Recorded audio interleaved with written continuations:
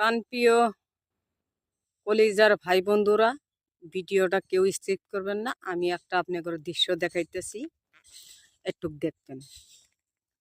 এই যে আমার আঙ্গুলে সোজাসুজি দেখতেছেন যে ঘরটা, এই ঘরটা আমগরে দেখছেন। এই যে টিনের ঘরটা জ্বলতেছে, যে এই ঘরটার পাশাপাশি গাছের তলে। আর এই যে নদীটা দেখতেছেন, যে নদীটার দৃশ্যটা আমি কইতেছি। এই নদীটার ভিতরে অনেক প্রচুর পরিমাণ মাছ আছিল, আগেও আমরা খাইছি মাইরা। এই নদীটার ভিতরে বর্তমানে মাছ নাই, এই এতটুক মাছও পাওয়া যায় না।